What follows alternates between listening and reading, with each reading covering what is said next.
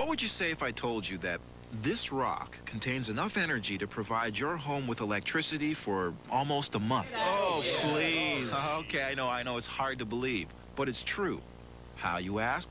Well, this rock contains an element called uranium. It's one of the most abundant elements in the Earth's crust. Now, if you manipulate uranium in a certain way, you can produce a lot of energy. In fact, the world has been using uranium to make electricity for more than 40 years in large, rather mysterious-looking structures called nuclear power plants. So what goes on in one of these nuclear power plants? I mean, how do they get electricity from uranium? Well, the short answer is they split it. No, not like that. The kind of splitting I'm talking about happens on an atomic level.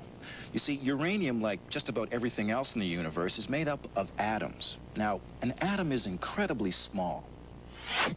To give you an idea of just how small an atom is, a single particle of dust, one that could be seen only under a powerful microscope, contains over 1 trillion atoms. An atom itself consists of a core called the nucleus, which is surrounded by orbiting particles called electrons. The nucleus is itself composed of particles called protons and neutrons. The type of uranium atom we use to make electricity has a relatively massive nucleus. It's made up of 235 protons and neutrons, which is why they call it uranium-235. Now, it takes energy to hold all those particles together. In fact, the nucleus of uranium-235 barely stays together. It's highly unstable, which is why it's so useful for making electricity. Let's get out of here, boys. I think she's gonna blow. You see, if a small particle like a neutron collides with the uranium-235 nucleus, the nucleus splits, breaking up into smaller nuclei. This reaction also releases some neutrons, but more importantly, some of the energy used to keep the nucleus bound together escapes in the form of heat. And it's the heat that we want.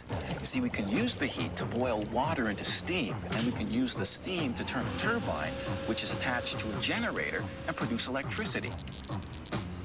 Much like they do in more conventional oil or coal-fired power plants.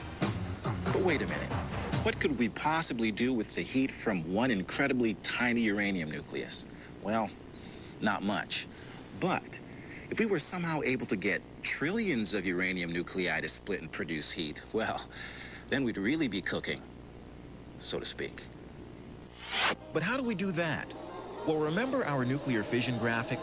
When the neutron hits the nucleus divides, producing heat and 2 or 3 neutrons.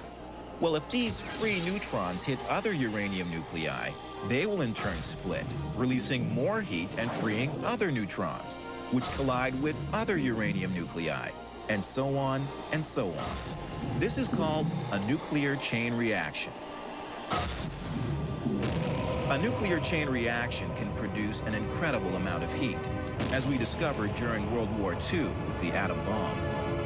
This was a relatively uncontrolled nuclear reaction.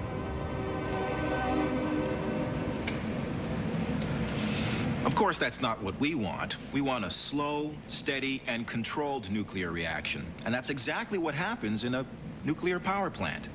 The nuclear generation process begins with uranium. After mining and refining, the uranium is processed into fuel pellets and then sealed into metal tubes. The tubes are then assembled into fuel bundles.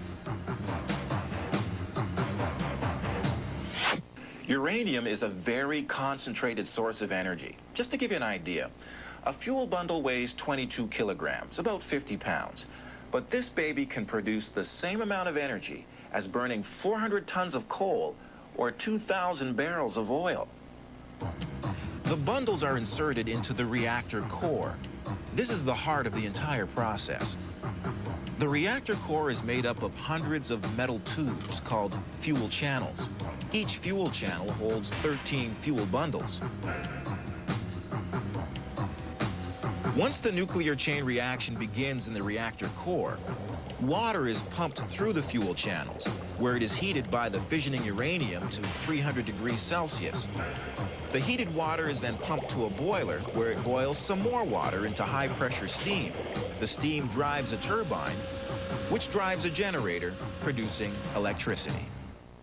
Nuclear power generation is efficient, is capable of producing large amounts of electricity, and doesn't release atmosphere-damaging gases like fossil fuel power plants. However, there is one big concern with nuclear power, and that's radiation. Radiation is an unfortunate side effect of nuclear power generation. You see, when the uranium goes through the fissioning process, the new lighter nuclei that are produced give off particles. Some of these particles are able to penetrate our skin and organs, causing damage. The fuel in an operating reactor is highly radioactive. To protect the station operators from this radiation, the reactor core is surrounded by heavy shielding, typically reinforced concrete, about 1 meter thick. To protect the public against the possibility of a radiation leak during an accident, the entire reactor and its heat transport system are sealed within a massive concrete building.